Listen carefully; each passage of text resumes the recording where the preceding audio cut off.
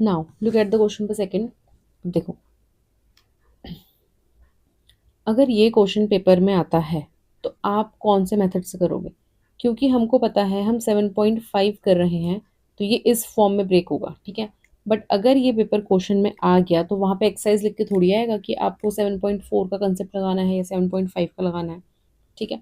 मैं ऐसा क्यों बोल रही हूँ? मैं ऐसा इसलिए बोल रही हूँ क्योंकि अगर आपको ध्यान हो, हमने 7.4 में क्या पढ़ा था? एक्स का स्क्वायर और ए का स्क्वायर। तो क्या मैं इसको ऐसे नहीं लिख सकती?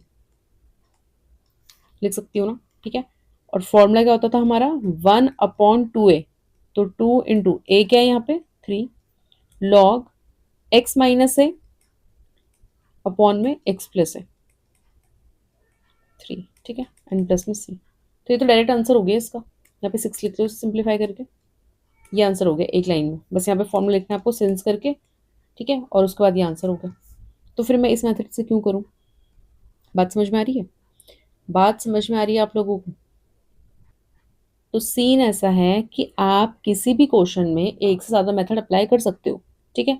तो ये तो हमने बात करी इस मेथड से जहाँ पे आप डायरेक्ट फॉर्मूला अप्लाई कर सकते हो, ठीक है। आप अगर हमें इसको इस फॉर्म में ब्रेक करना है तो कैसे करेंगे?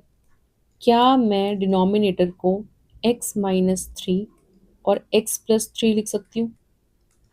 है ना, ए स्क्वायर माइनस बी स्क्वायर।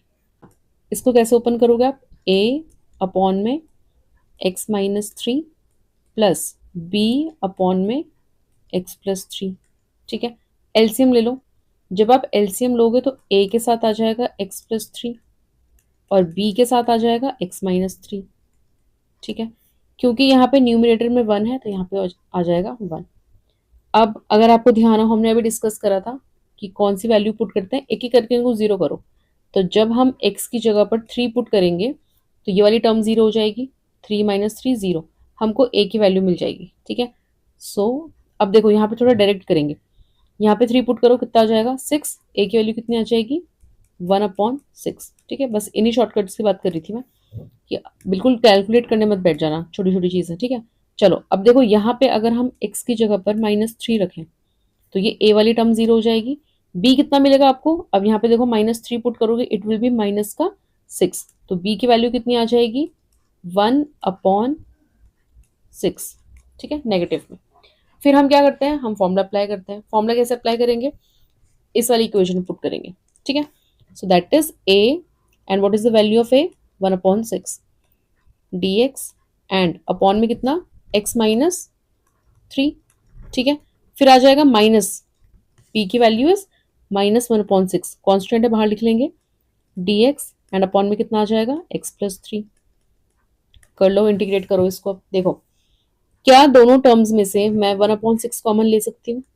ठीक है, मैंने 1/6 कॉमन ले लिया। अब मैं इसका इंटीग्रेट कर रही हूँ तो ये कितना हो जाएगा? log x माइनस 3 प्लस ये कितना हो जाएगा? log x प्लस 3, ठीक है। क्या ये log m minus log n है? log m minus log n, और क्या होता है formula? m upon n, so it will be x minus 3 upon में x plus 3 and then plus में c and that is the answer.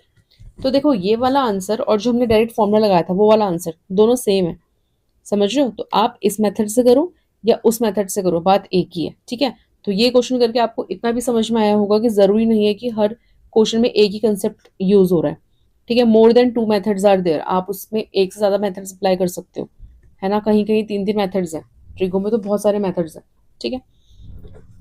Thank you so much for watching this video till the end. मिलते हैं next video में। Take care.